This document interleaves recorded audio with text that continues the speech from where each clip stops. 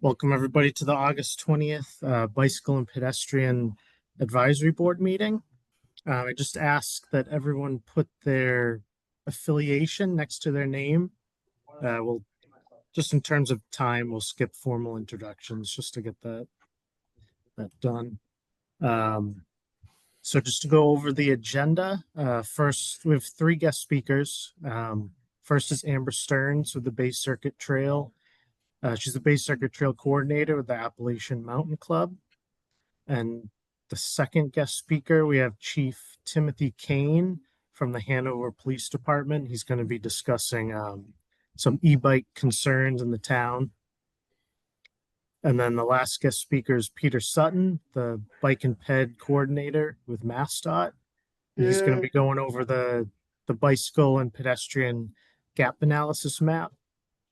And then we'll just go over some bike ped projects in the OCPC region and then go over some communications. So Amber, if you want to take it away, you're going to share your screen. Thanks. Yeah, I would like to share my screen. Okay. Stop my share.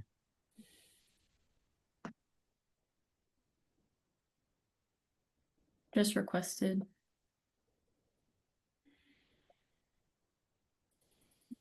Thank you. Okay, just 1 second.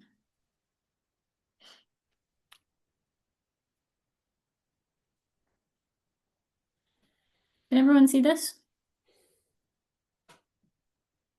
Yes. Yes. Great. Thank you. Okay. Yes. So my name is Amber Stearns. I work for the Appalachian Mountain Club as the Bay Circuit Trail Coordinator. A little bit later, I am going to pass it to Sarah Dolan, who is the Bay Circuit Trail Outreach Assistant, but that'll be in a few minutes. She also works with the AMC and with me.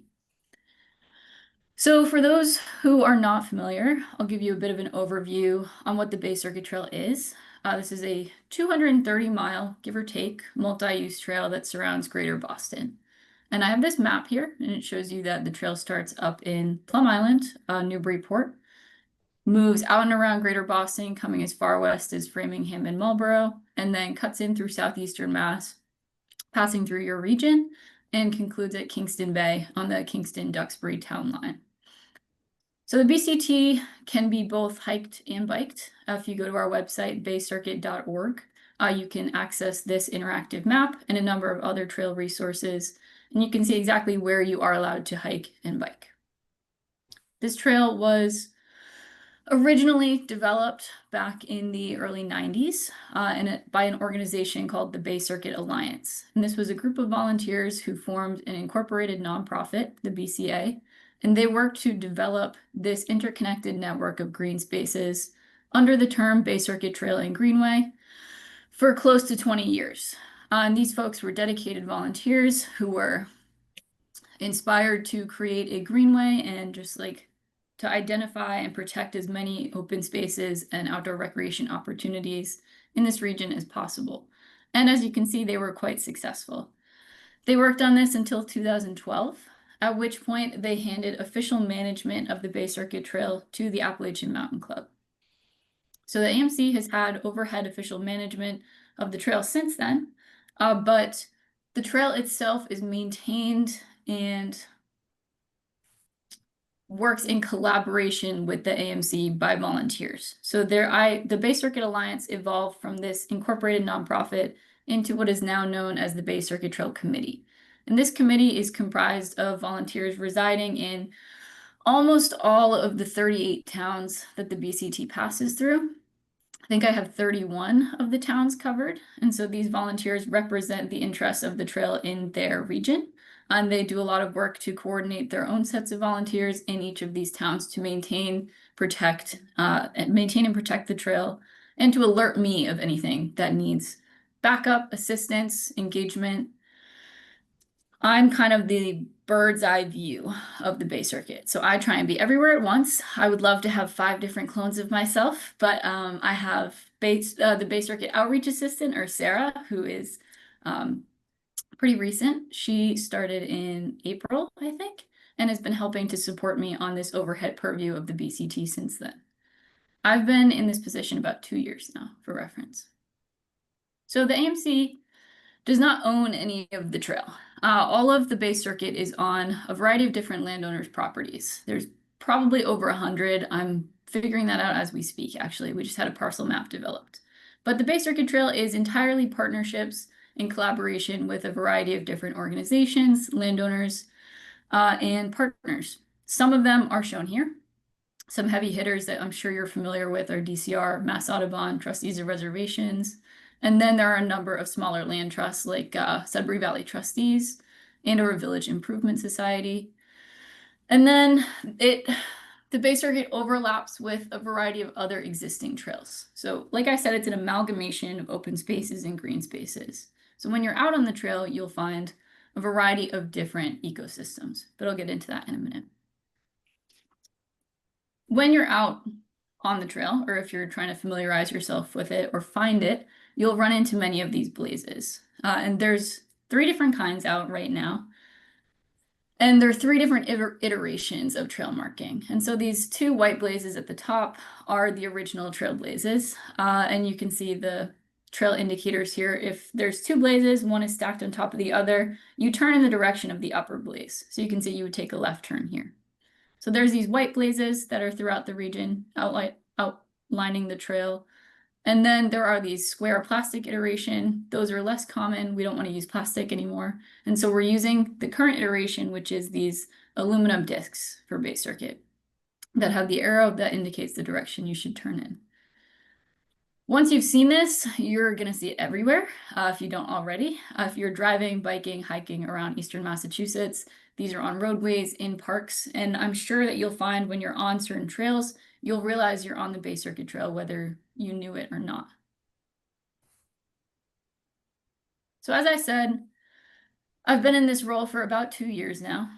And for my first year, I spent the season orienting myself and understanding the scope of my work, understanding what the Bay Circuit Trail actually was. I tried to ingratiate myself with lots of different partners and organizations, make friends across the whole region, and just establish myself within this community as a trusted source and someone who can support all of the volunteers that have been dedicated to this trail for years, if not decades. And I had the pleasure of walking the trail for 2 weeks in 2024. And these are just some of the photos of some of the properties that I experienced while I was out there. And I was astounded by how much of Eastern Mass I was unfamiliar with. I grew up in Milford and I love to hike, I love to be outdoors, and so I thought I knew the outdoor spaces of the region.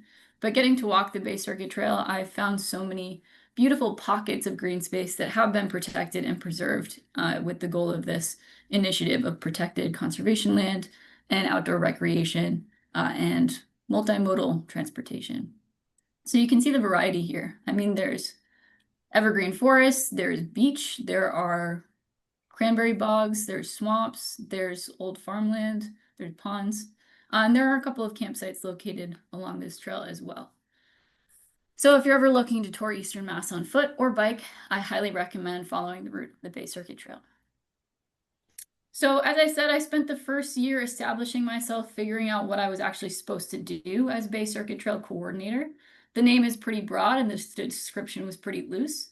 And so essentially I set out to figure out what the Bay Circuit Trail needed and what I could provide for it.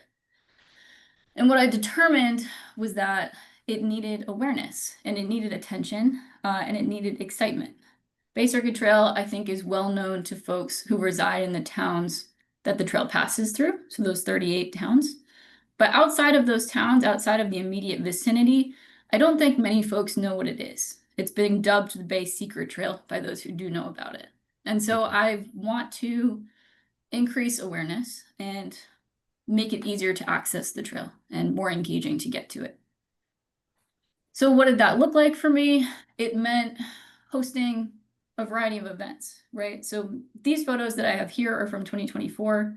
I need to update this with this year's photos, but Sarah and I have spent the last field season, so from February until this October, we have been developing event series and trying to engage folks in the Bay Circuit and its opportunity. And so what that has looked like is establishing opportunities to do trail maintenance, teaching people how to go out and maintain trails near their home, taking those skills home so that they can use them on their own local trails.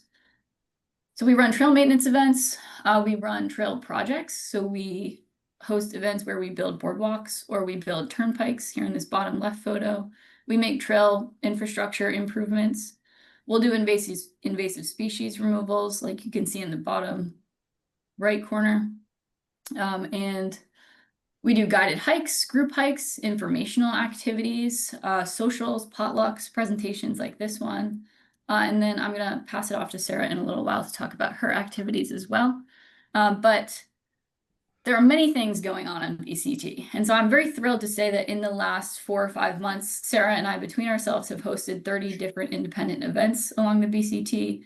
And volunteers, not including ourselves, have hosted an additional 56 events. And those are just the ones that I've found on record.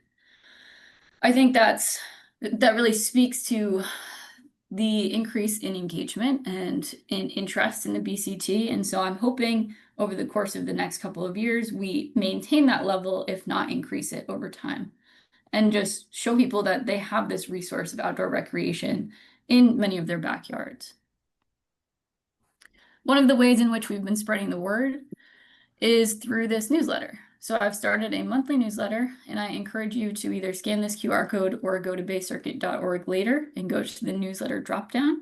I swear to God, I'll only send you 1 email per month, but this email will include information about upcoming events on BCT, recaps from things that have taken place on the trail, highlights from other volunteers about things they want to showcase in their town.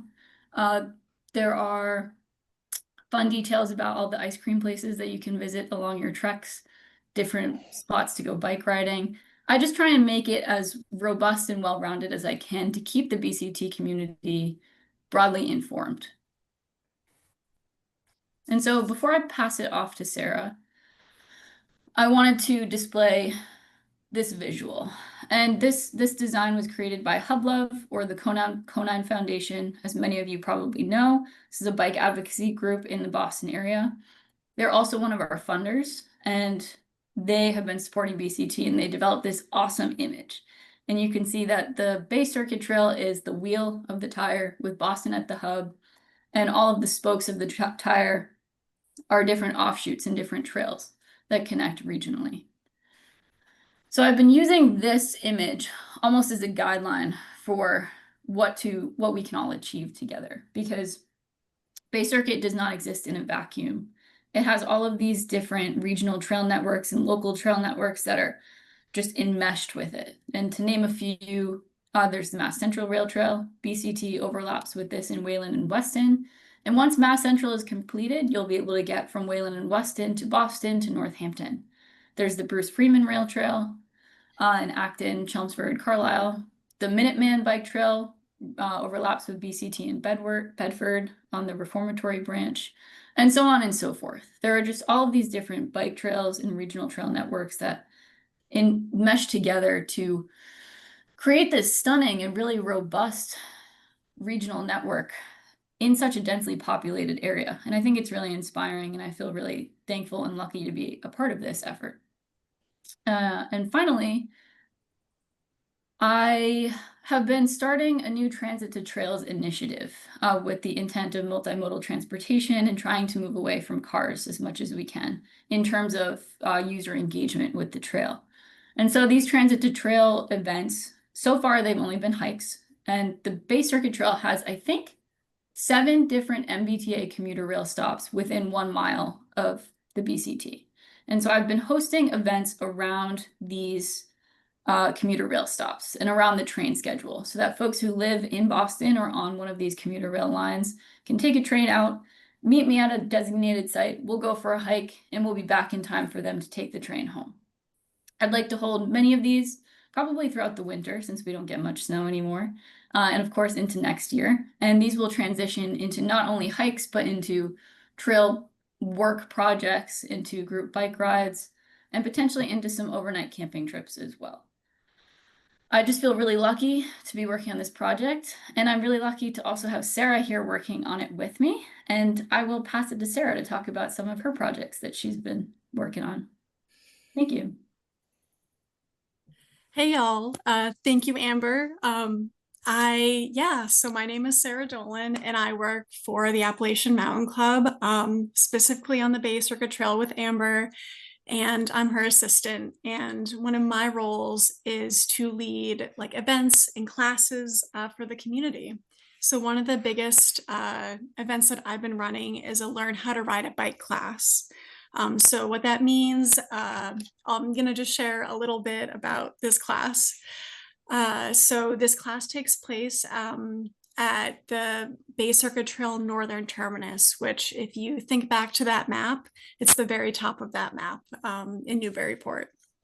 And we run it at the Parker River National Wildlife Refuge, which is managed by the U.S. Fish and Wildlife Service. And the class is a partnership between AMC and the Fish and Wildlife Service, honestly. And we get to do it at the northern terminus of this amazing trail. I teach it. I've been teaching how to ride a bike classes for 4 or 5 years now, and I'm bringing it to AMC, and it's been amazing so far. So my main focus when I am teaching these classes is balance, and balance builds that confidence for cycling. Something that's really unique about the class that I teach is we remove the pedals from the bike, and then we eventually put them back on at the end of class. But this really allows kids to be able to balance and not hit their ankles on the pedals, and it really makes a massive difference. So yeah, in class, we use a lot of repetitive techniques. We use games, and we teach a variety of skills.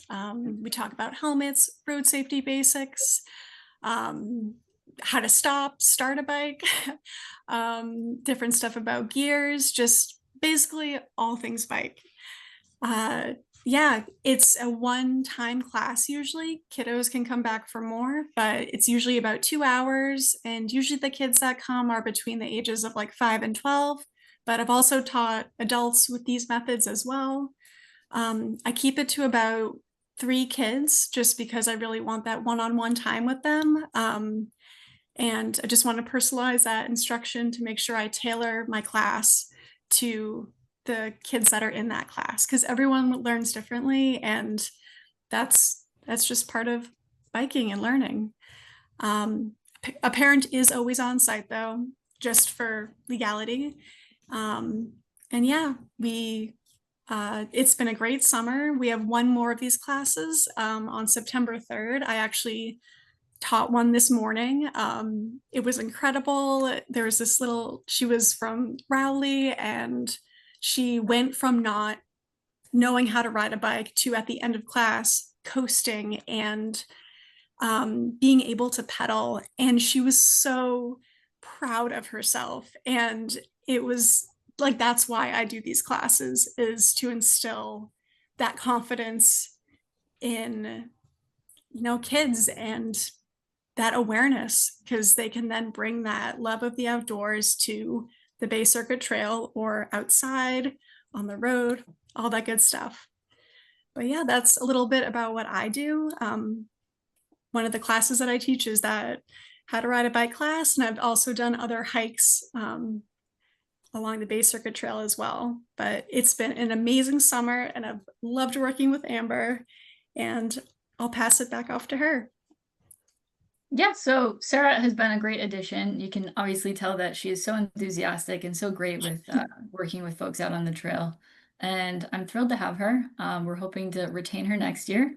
But Bay Circuit Trail has such a variety of different projects going on, different activities, and we're hoping to see some of you folks out there. So again, I encourage you to go to baycircuit.org, check out all of our resources on the website, or you can always email me. My email is astearns@outdoors.org, and I'm happy to share that with Matt and Kyle later if they want to put that out there. But I think that's it. I don't know if you guys are doing questions or not, but we'll be here. So thank you. Thank you both. I just signed up for the newsletter. Yay. Setting the Does example. anybody Ray has a question. Mhm. Yeah, have you seen those pedal-less bikes for kids Do you use those? I think they're fantastic because they teach kids to balance. Yes, that is the way to go. Training wheels are a no-go because kids wind up relying on them for balance. But if they're called, I think, coaster bikes. But yeah, they're little small bikes that don't have training wheels, and kids really get the hang of coasting, and that's really what promotes balance. And what I use is I usually have the kids bring their own personal bike with the pedals removed already, or I remove them there. But I like, I highly recommend those balance bikes. They're great.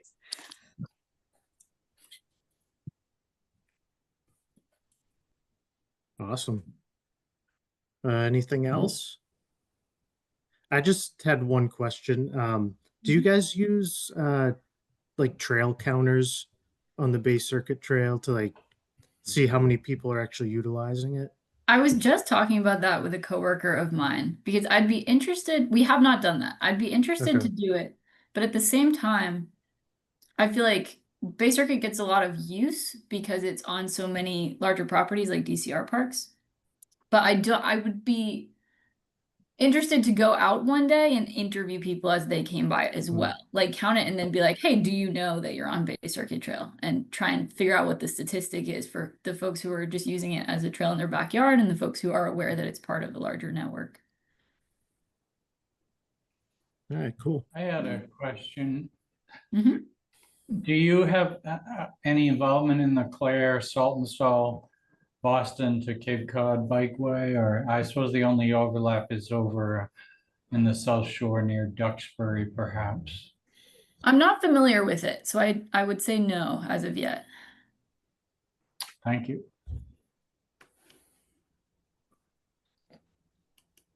All right. Thank Great. you, Amber and Sarah. Thank you. All right, so we can move on to our next guest speaker, Chief Timothy Kane, to talk about e-bikes in the town of Hanover. Great. Thank you so much for having me. I really appreciated the opportunity and the invite to kind of voice something that's pretty significant here in town. You know, communities, we have a lot of different things that we deal with. This may seem minor to some people, but it's really something that's been at the forefront of what we've been dealing with all summer long, just really in an effort to try to prevent a tragedy that we really feel is really just a matter of time, not whether or not it actually happens. And it's all based around e-bike usage and really the prevalence of how these are being used here in our community, as well as several of the communities that surround us. So again, I really appreciate the advisory committee having me on here. I think what I'll do is kind of just walk you through how it came to our attention, specifically my attention, some of the things that we see as challenges in addressing the issue, how we have responded, and kind of wrap it up with some legal guidance that we've received in terms of enforcement and just a way for us to deal with this as a law enforcement agency moving forward.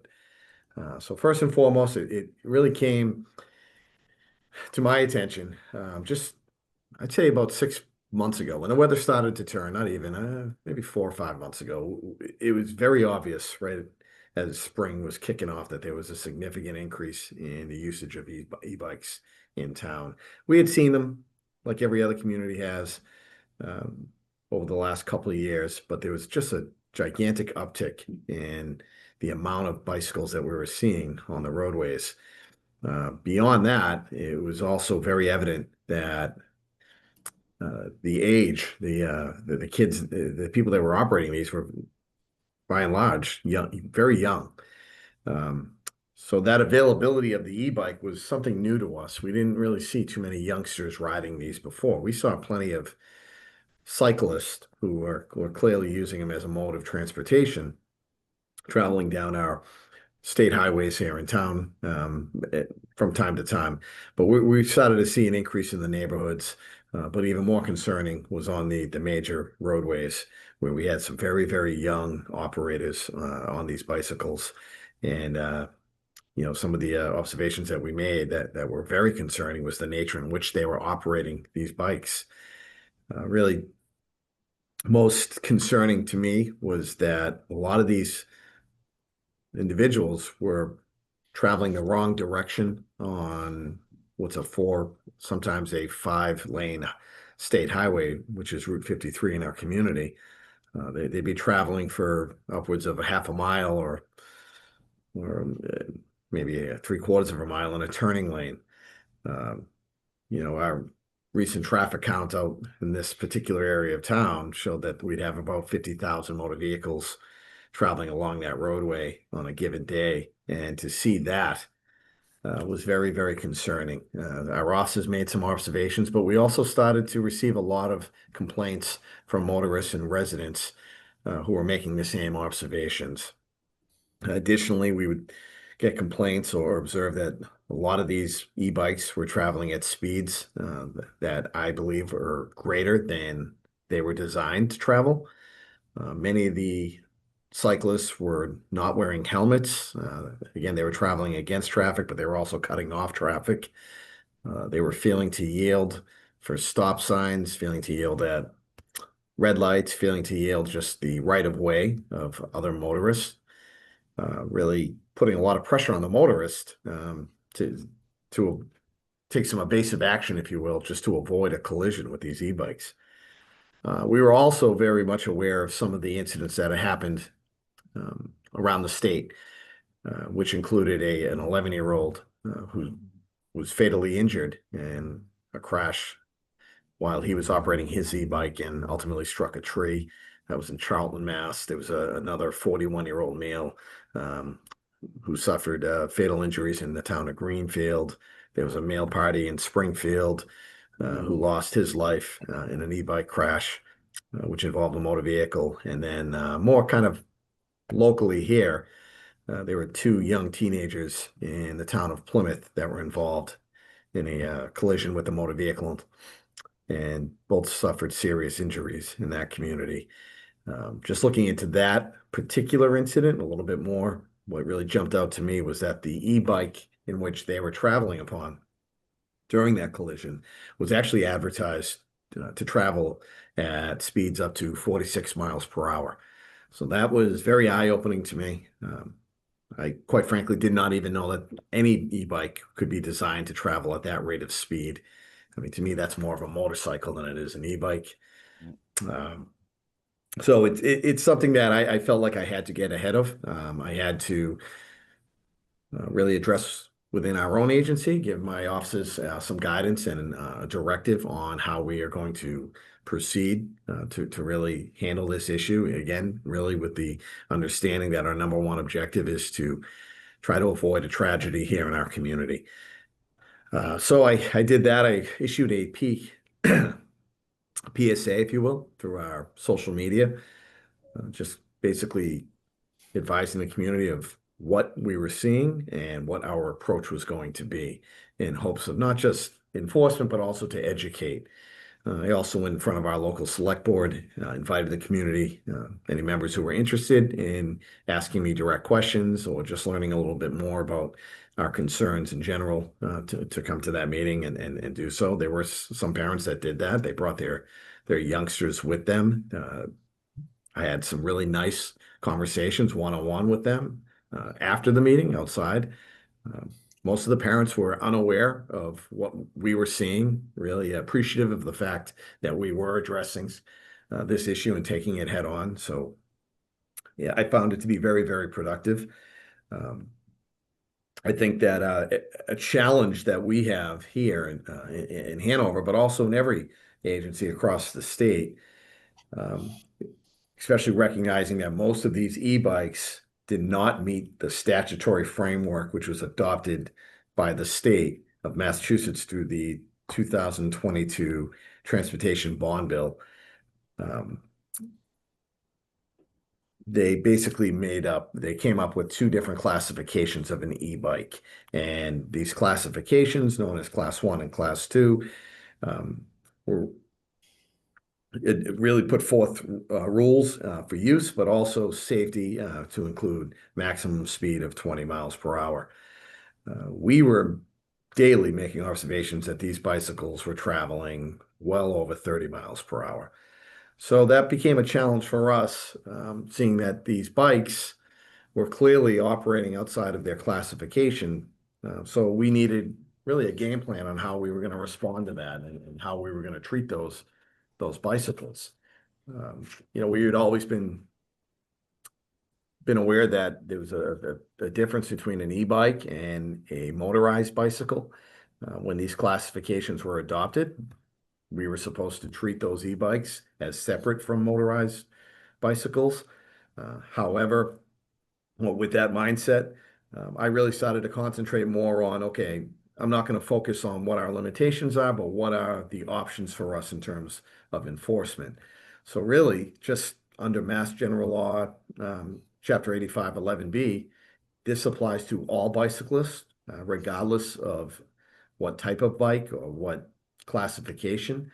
That does require that every cyclist obey all laws and regulations of the Commonwealth. So with that mindset, that is what I directed our officers to enforce, was specifically that law that really encompassed all cyclists, regardless of what type of bike they were. And it did at least give us the opportunity to stop that cyclist, interact with them, provide an opportunity for some education and enforcement when needed, which could result in a citation for $20, but also us impounding their bicycle for up to 15 days. That seemed to get some attention around here. I did get a lot of inquiries when I did put that PSA out, which made no bones about it. I said that we would be impounding these bikes if we made any observation of a cyclist who was operating to endanger. So that OTE requirement there would really result after us making an observation that somebody operated their bicycle in a way that would jeopardize the lives or safety of the public. So if we were to make that observation, we would stop that bicyclist. We would impound their bike. We would issue a citation, and hopefully, show that we're taking it very, very seriously. So I'm happy to say that we have to date not had to impound any bikes. In fact, after we went ahead and put this PSA out and spoke about it, it was covered by local radio here, WATD out of Marshfield. We've actually seen a pretty significant decrease in usage. And I think that's just represents the fact that a lot of the parents here have come to recognize some of the dangers. And they watch the news, they see what we see, they see that there's other major incidents that have happened in other communities. And I think they've taken some proactive steps to make sure that their children are not involved in any of these incidents, which is reassuring to us as law enforcement. When I spoke with our officers and provided this directive to them, I also acknowledged the fact that we don't want to go out there and be the fun police. That's not something that we wake up every day looking forward to, taking a bicycle from a kid. I've been in law enforcement for 25 years, and I've never had to enforce a single infraction on a bicycle during my entire career. So this was a change, something different for us. We also see the need to do so. So just balancing that with the understanding that ultimately, it's, again, the public safety is paramount, just ensuring that we do not suffer a tragedy. It's worked for us thus far. So our officers continue to monitor what's going on out on the roads. They've had a lot of interaction with young bicyclists, not just those who are, violating the rules of the road, but those that they observe actually following the rules. We try to reinforce that positive behavior with a conversation, just give them a little tap, pat on the back and an attaboy. Hey, great job. Good to see that. We've had a lot of conversations with some youth that visit a property here in town, a commercial property, Hanover Crossing, which is it's the old Hanover Mall that's back up and running. There's a group of kids that seem to venture up that way on a regular basis. One of our officers who is assigned up there full time is on a first name basis with these kids now. So we've actually, been able to kind of form a bridge between us and that bicycling community, if you will, especially those of the younger ages, just because we have been proactive in addressing the situation. Since the PSA went out, since we've been a little bit more proactive, I have also been privy to several meetings amongst chiefs through my various associations, chiefs associations, who have expressed similar concerns, looking for guidance, trying to figure out how it is they can handle this in a way that makes sense, but also understanding some of the limitations by law. They wanted to make sure that we were doing things the right way. We did receive some legal advisory from Mass Chiefs of Police Association Council, which has really directed us as police chiefs to now consider any bicycle, any e-bike that travels over or outside the class of a 1 or 2 to actually treat it as a motorized bicycle. So that is a change of course for sure for us.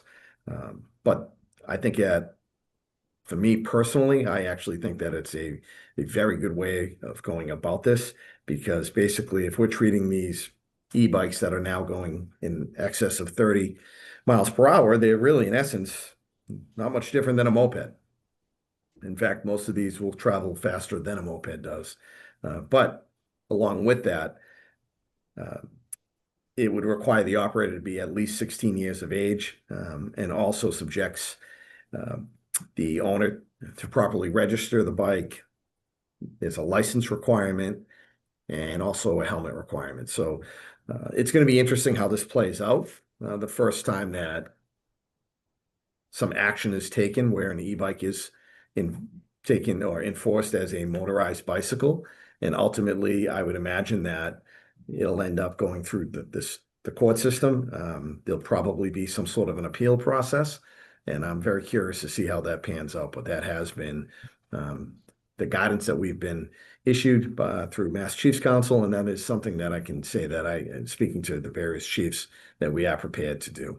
And again, we all have the same mindset. We're just trying to prevent a tragedy here. We are hoping that there could be an additional classification, if you will, if they are looking to keep it separate from motorized bicycle language, where they might be able to create a class 3 bike that travels up to 28 miles per hour. Some states do have that. We do not here in Massachusetts, but I'm very curious and really hopeful that this is something that the state will take seriously and take further action on. So again, I would entertain any questions that anybody on the committee here might have for me, but I just wanted to give you a little bit of a background as to why this came to my attention, what we've done, some of the challenges and the limitations that we faced, but also what we hope to see here in the future. So I really appreciate the time, and I'd be happy to take any questions. Yeah, thank you, Chief Kane, for coming on and getting the word out. It looks like Alexis has a question. Yeah, I just wanted to comment. Pete Sutton, not to put him on the spot, but might have more to say about this. But Mass Bike has already been working on for a number of years trying to get Class 3 recognized by the state. And I already literally had the moped pulled up before you said that. I'd actually be really interested to hear what the police, the advice that you're getting, because Mass Bike and Pete Sutton are working on a state-issued micromobility council that will cover a lot of this information. And this has been going through, I've heard it called legislative indigestion. I've heard the same, actually. Yeah, so I think things are happening, and we're just trying to fill the gap. And I think that's exactly the right route to go, is to treat it like a moped. Anything that goes more than 28 miles per hour. Yeah, that seems to make sense to me. Again, it was kind of new to us. We're trying to be fair at the same time. But obviously, the one bike that was advertised that could travel up to speeds of 46. Yeah, I mean, I've really seen opened my head. Harleys call themselves bikes. I think the confusion around just people switch the terms from a motorcycle to a bicycle, and they call them all bikes. I think now that you add the motor in, the lines are just getting blurred. So don't think about anything that's going 46 miles an hour as a bicycle. That's a bicycle, right? Thank you. Yeah, and thank you, Alexis. I just dropped a link in the chat. MassDOT is working through this, as she stated a few minutes ago, with the Micromobility Commission. We were mandated by the governor earlier this year to start a commission and try to make sense of the explosion of e-bikes and their usage all across the state. There's a whole commission. These are public meetings. The next one is coming up September 16th, and you can register for it through that link in the chat. It is definitely a work in progress. We're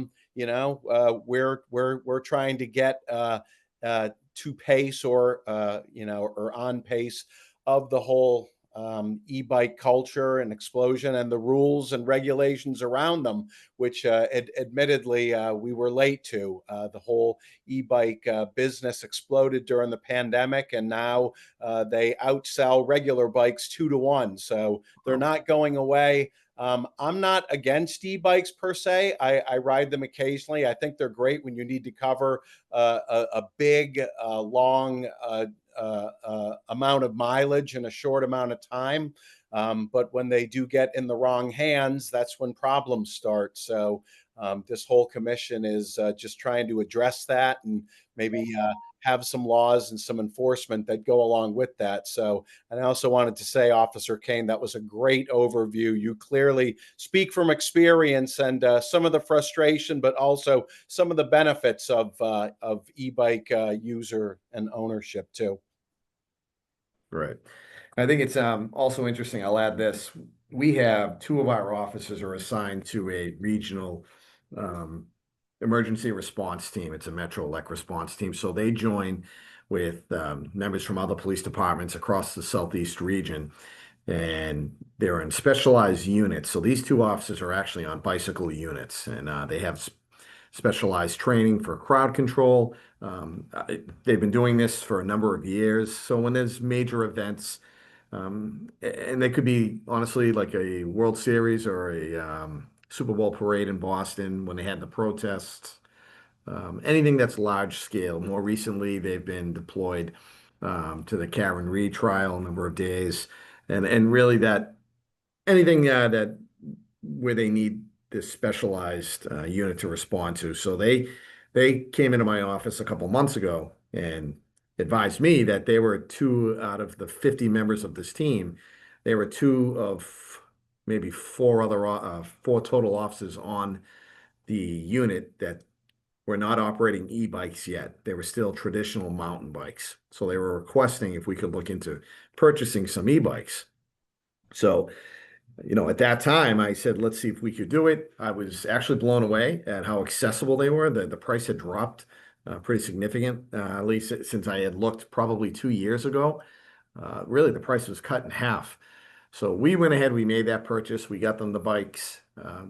The unit, as a unit, they had to go through a formalized 2-day training, I believe, to operate these e-bikes. They had reported to me that during that training, a number of officers were, nothing serious, but they were caught off guard with what these e-bikes were actually capable of doing. A couple of them were thrown from their e-bike, or they suffered very, very minor injuries. But he got me to thinking that, we have other officers here in town that will, as a community engagement or community policing effort, they'll use a mountain bike to travel around town.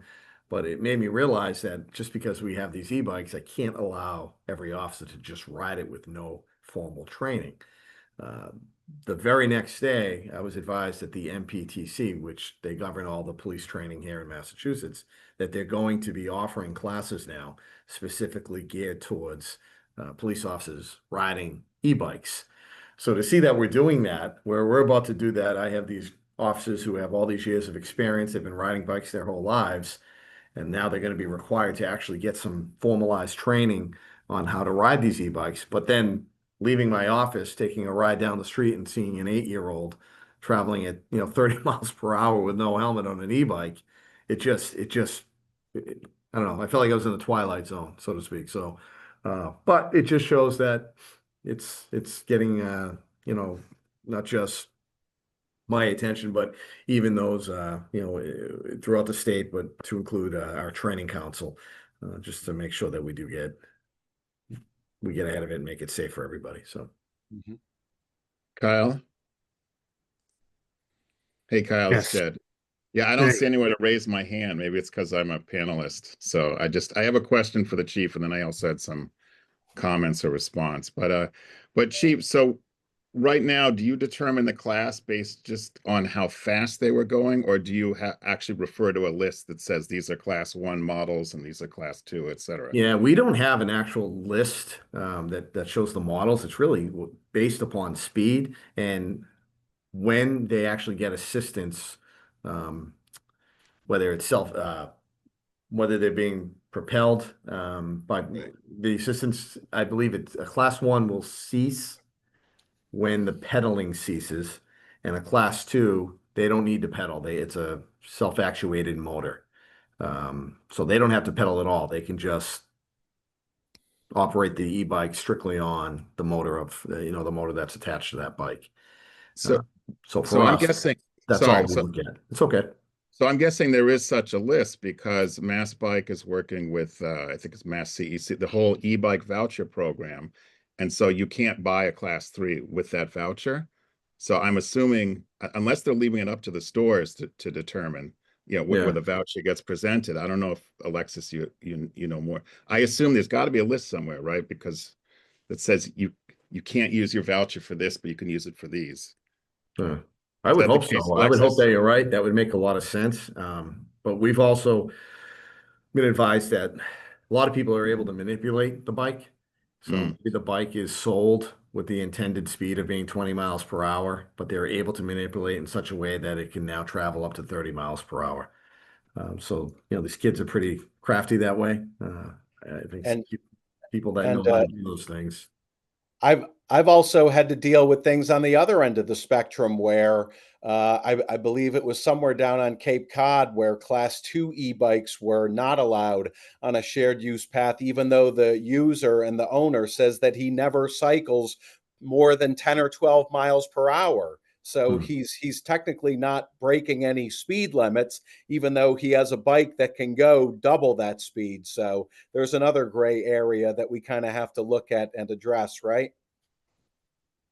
Yeah, the e-bike program, the stores themselves are registered with Mass CEC, and they had to go through a training to even give out the vouchers in the first place. So it's tightly controlled along the entire process. But is there a list somewhere in there? Like they present a list at the training, or? I'd no have to list? ask Galen. I'm sure there Okay. is. And Yeah, and that's covered by a different vendor that's not Mass Bike. Right. It's a partner vendor that we're working with. Because that might help. So my sort of response or comment, so I run a group called Brockton Bikes here in Brockton, and we do group rides in the street. We have one e-biker with us, but he's actually one of the slower people, I guess, because he only uses the propulsion on the hills, and the rest of the time he's trying to pedal this heavy bike. But part of our thinking with the group rides is basically to provide safety for the cyclist, right, riding as a group, but also to have drivers get used to us as a group, because there's clearly a learning curve. So we'll have drivers who will cross the double line when it's totally not necessary. So they'll give us way more than our 4 feet because they're worried we're gonna, zigzag it when we know better.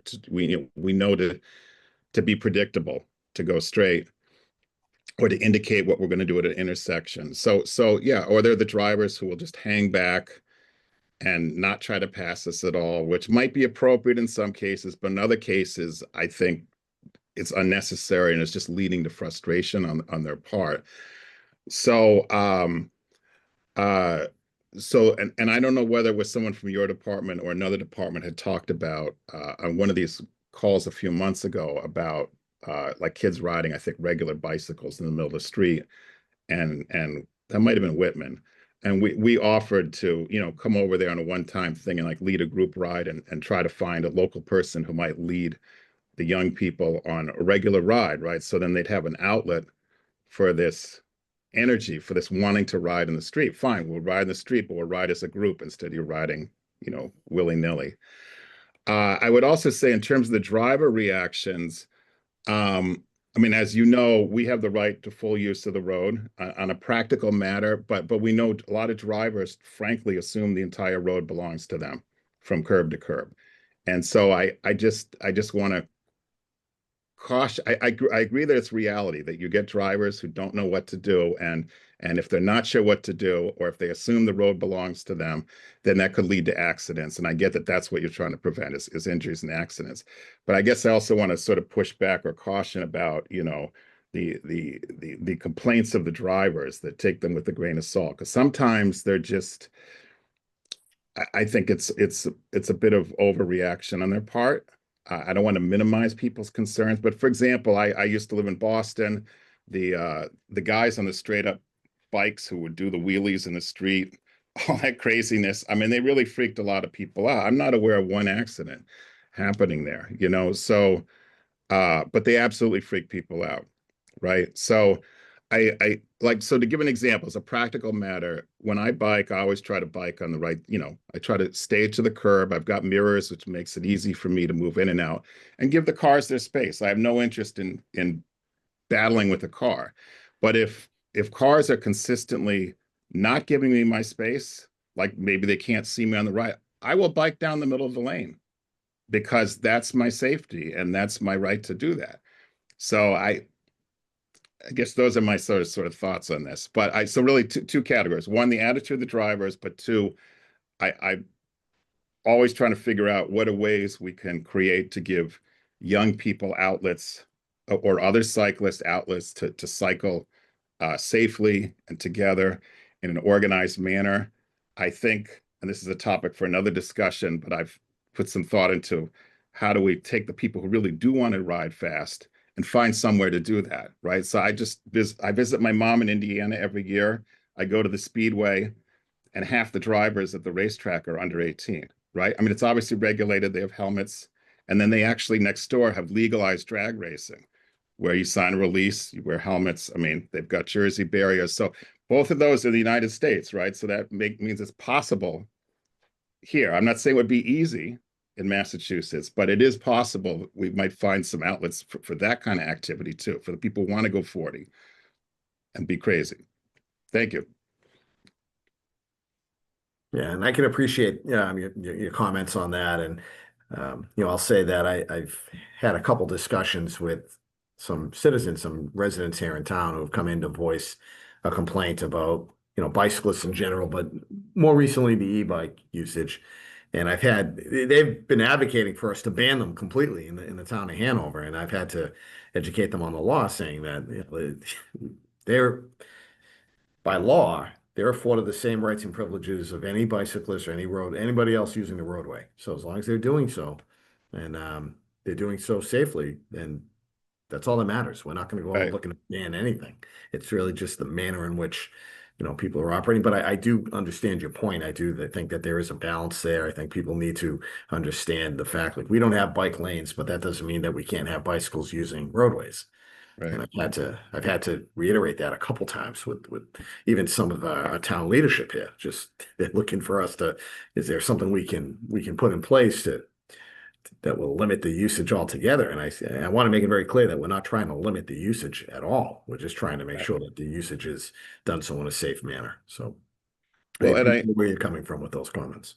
And I forgive you folks for speaking more. I know I spoke a lot, but I'm dying to say this one point I forgot to make, which is skateboards. So I'm 58 years old. I'm old enough to remember the complete pivot in attitudes. In the 80s, I grew up in Brookline, law enforcement at that time took a fairly negative view of skateboarders.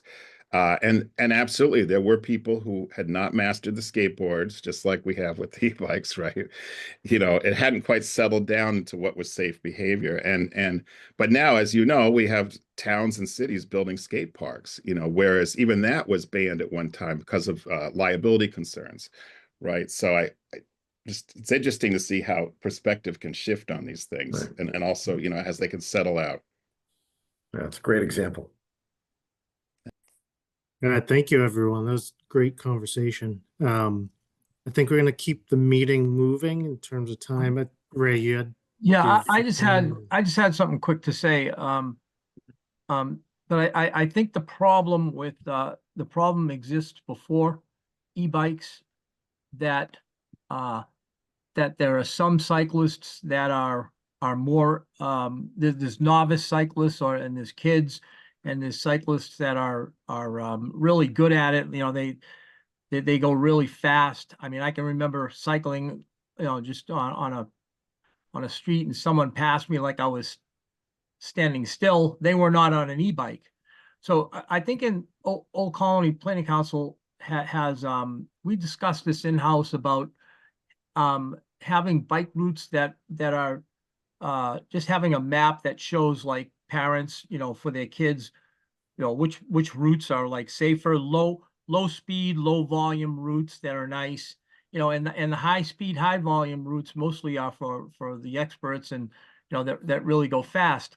Now listening to the police chief, now what we're doing is with these e-bikes is, like you said, an 8-year-old with a bicycle that can go 30 miles an hour. That didn't exist before. So this is kind of really throwing a monkey wrench into the into the whole scheme of things. But so I think that's kind of the problem that we have. It's not so much that police, anyone, law enforcement being anti-bicycle. I think what's happened is that the game has the whole scene has changed because of these e-bikes.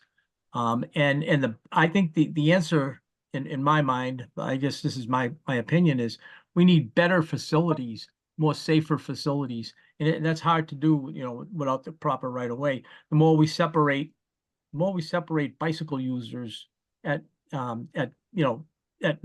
decent speeds from traffic, I think the safer it's going to be. But I just wanted to throw my 2 cents in there for what it's worth. Thank you, Ray. And thank you again, Chief Kane.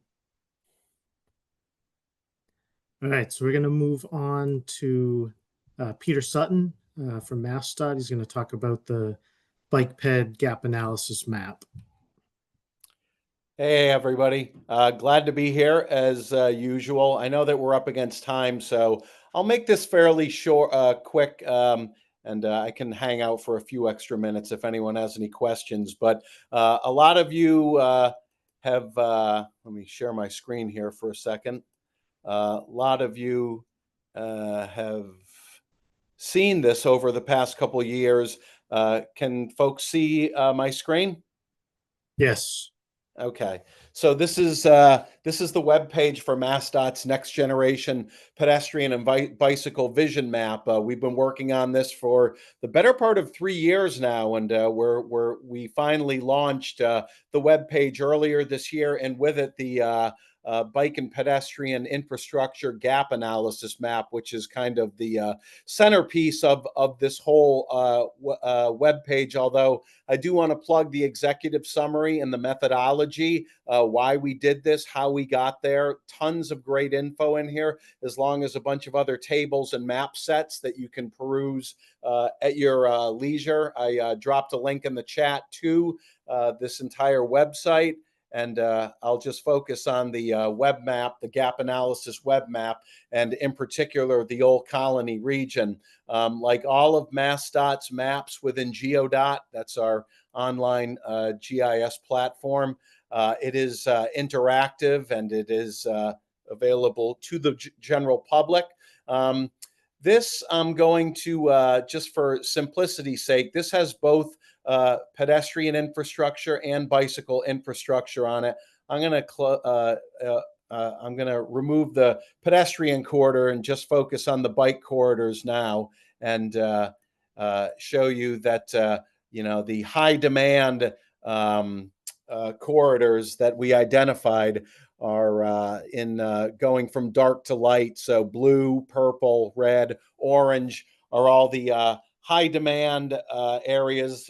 These are all only MassDOT jurisdiction roads too. I need to point that out. Not surprisingly, I'm sure most of you on the call are familiar. We got the usual suspects here. We got Route 123 here in Easton. We got Route 27 in Stoughton, Route 18 going down through Avon, Brockton, East Bridgewater. Route 139 in Marshfield shows up. A section of Route 3A in North Plymouth also showed up as high demand. So, like I said, the usual suspects here.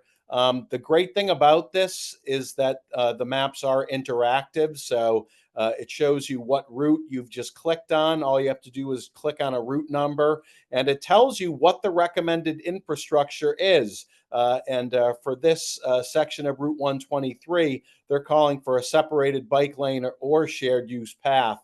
It gives the street name. It tells you the unweighted raw score. Tells you that it's within the Old Colony MPO region, and it also tells you what its rank is, which is the top 5 percentile. It actually scored 97 out of 100. So again, going back to the legend here, that scored in the top 5 percentile between 95 and 100. And like I said, the top ranked MassDOT roads are all highlighted in dark, and the lower demand happens as you go from orange to yellow to green. Again, this is, I also want to clarify that these are medium and long range projects. We have our short-term list of bike and ped projects that are in the 5-year TIP. The Transportation Improvement Plan, or the Capital Investment Plan. This is definitely a long-range planning map. Midterm projects are probably 3 to 6 years out, and long-term projects are 10 to 20 years out. So this is definitely a roadmap to the future. And, you know, the irony is not lost on me that in 7 years, hopefully I'll be retired, and, you know, this map will still be going strong, and we'll still be planning things for that.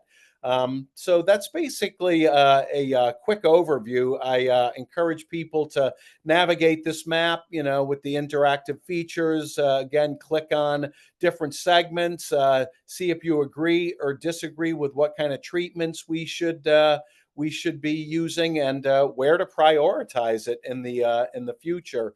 And Kyle, you know, I'd be happy to come back in a couple of months' time, or later on in the year, after especially Old Colony Planning Council staff have had a chance to look over the map and reconvene and see if we got it right.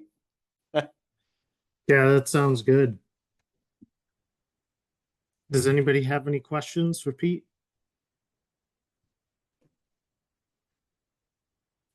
All right. Thank you. I have a question. I'm sorry. Oh. Is the state giving any priority to the Clare Saltonstall Boston to Cape Cod bikeway? Not really. As you probably know, I actually have a map of the Clare Saltonstall Bikeway here. For those of you who don't know, it's a about 100-mile long bikeway that was started about 50 years ago. It goes all the way back to 1978, I believe, from Cape Cod all the way up into Boston. A lot of it is on local roadways that are not under MassDOT jurisdiction. So our purview of it is fairly limited. Also, the reason why I think the Clare Saltonstall Bikeway never really caught on and isn't as popular as it is because of the fact that it's mostly on road, and you know, most people are you know are really interested in separation, like we've been talking about through this meeting, having shared use paths or separated bike lanes. unfortunately, there is not a lot of that anywhere, except maybe on Cape Cod, where it follows most of the Cape Cod Rail Trail and the Shining Sea Bikeway in Falmouth. And then again, as you get closer up into Boston, you see that there's some bike lanes up through here, especially up by the Emerald Necklace. But it isn't something that has become high priority in recent years. That doesn't mean it can't change, but we're just focusing, especially on this bike and pedestrian vision map, on roadways under MassDOT jurisdiction. I will add on a personal note that a couple of summers ago, I actually rode the entire Saltonstall Bikeway. I took the Cape Flyer from Boston all the way to Hyannis, and I biked all the way back to Boston in one day. It was about 100 miles, and the sections through the Old Colony planning region are absolutely beautiful, and they're well signed as well. Places like through Plimpton and Halifax and East Bridgewater are really nice rides. It's when you get up through Brockton and then towards Canton and then into Boston that the signage never really got replaced, and it is lacking. It doesn't mean that it can't be re-signed, but I haven't heard any motions for it in recent memory. But as we all know, that could change. Thank you. That's helpful. All right, thank you. I'm going to reshare my screen.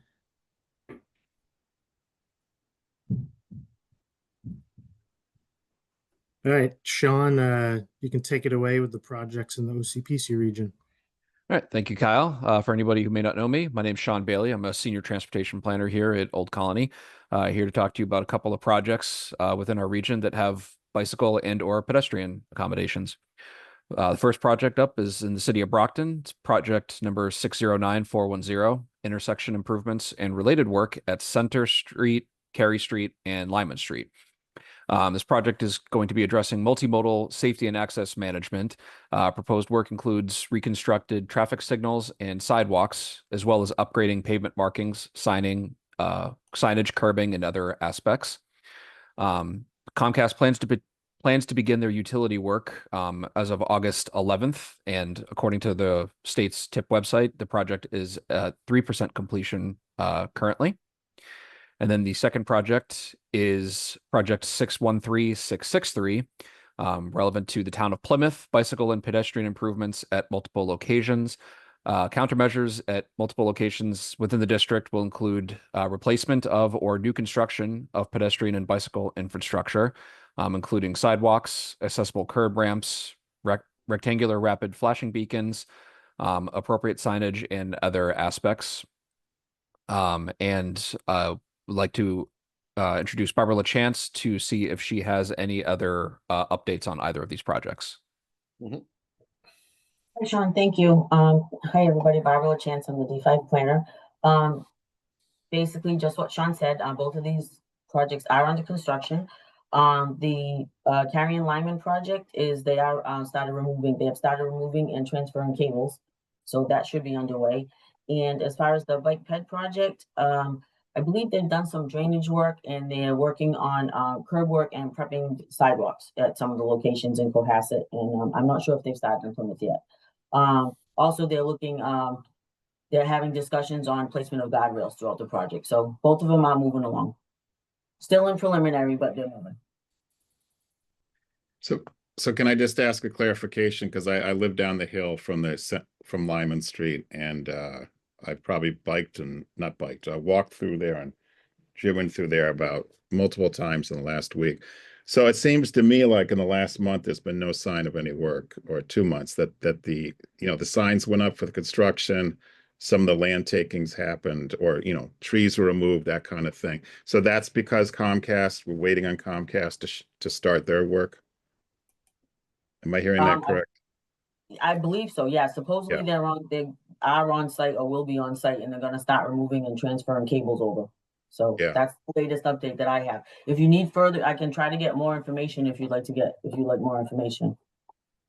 No, I'm just curious. I just noticed it seemed like it's sort of stalled for a while. So, yeah. All right. Well, I guess maybe, hold on. I do have a follow-up. With the winter, yeah, go for it. pause the work at all or no? So are we under a time crunch to beat the winter, or it's just going to keep going? That I don't know.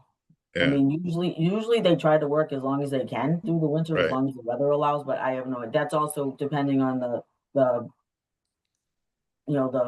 utilities, their work schedule too. That I cannot answer. But like I said, I can try to get more info if you want. If you want to drop your email in the chat, I can get more info for you. okay.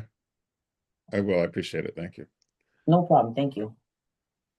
Hey, thank you very much, Barbara and Jed, for that great conversation and the updates. Does anybody else have any questions regarding these projects? Okay, thank you very much. Back to you, Kyle. All right, thank you guys. So just lastly, just a few communications to go over. So Safe Routes to School signs and lines and infrastructure informational webinar and launch. That's going to be Wednesday, September 3rd from 12 to 1 p.m. You can register at the link provided. I'll be sending out the this PDF of the slides for everyone after the meeting, so you can get this link. And then we talked about this earlier in the meeting, the Special Commission on Micromobility, their third meeting that's going to be held Tuesday, September 16th from 10 a.m. to 12 p.m. at 10 Park Plaza in Boston. And then finally, MassDOT's Moving Together Conference that's going to be held this year, October 28th at the Sheraton Boston Hotel. Early bird registration's open and the link is provided. I think Pete left. I was going to see if he had anything to add on this, but yeah, I'll send this out to everyone. And then finally, the next meeting will be held Wednesday, November 19th. Does anybody have any other concerns, questions?